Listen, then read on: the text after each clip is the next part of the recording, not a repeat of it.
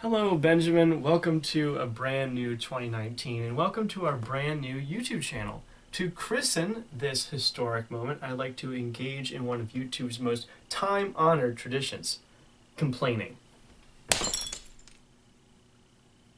Why did I do that? Now there's glass everywhere. So let me introduce you to my soon-to-be frequently visited new segment. Joey misrepresents something in culture and then complains about his straw man, but eventually arrives at a poignant point. So let's talk about New Year's resolutions. New Year's resolutions are great because they're this built-in thing in the holiday tradition that's all about self-improvement.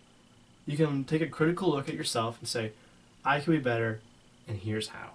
New Year's resolutions have always bothered me because they're constantly undercut by this idea that they don't actually matter. Resolutions have always had this asterisk following it for me. I see this a lot in media, especially in comic strips. Resolutions are these empty promises to yourself. There's no accountability. There's no promise of a follow-through. Something that is meant to be about making things better is just struck down for the sake of relatable humor. And, resolutions are this cheesy thing in culture, and they commit the ultimate crime, which is to try to do something noble. So of course, eventually there's going to be some bad jokes made about them, some terrible, terrible memes. But New Year's resolutions seem to just crumble under this weight. And that's my problem with this whole concept. I think the intention of New Year's resolutions is very clear, albeit fragile. And there are people out there who just completely ignore the intention for the sake of some relatable humor. They take this thing that's supposed to be about making positive change, and they ruin it by saying things like, well, nobody ever keeps those. You aren't actually expected to follow through with it. Every year I say I'm going to the gym, but I never actually do it. And look, I'm not saying that I don't also do this. Whenever we talk about movies on our podcast, I often don't take the most charitable approach. But I think there's a cost to this. I hate to admit it, but this kind of stuff gets to me.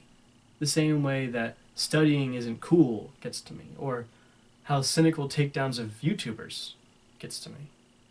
And I really love this idea that I can choose to make my life better, that I can be influenced by the simple turning of a clock, that I can make a small change today that leads to a bigger change tomorrow. So I'm choosing to take the charitable approach when it comes to New Year's resolutions in 2019. Maybe they are really cheesy, and maybe New Year's is the most arbitrary holiday I can possibly think of and can't possibly be enough of motivation to. I can choose to engage in this tradition however I like, and any excuse to make a positive change in my life is a good one. So I'll start here. I resolve to be a little less cynical in 2019, and to maybe take a little bit more of a charitable approach when the intention is clear to me. After all, you do the same for me. I know I'm not the greatest of speakers. I often get tangled up and I kind of have this weird stuttering pace when I talk. But the reason we started this project and the reason we are such good friends is because you always see my intentions clearly. You don't judge me on what I actually say, you judge me on what I meant to say. So as we go forward into this new year and as we continue to do this, in an effort to keep this chat truly affable, I'm going to focus not so much on the negative, cynical reflections that I've created in the past, and more so on the positive ones I haven't created yet.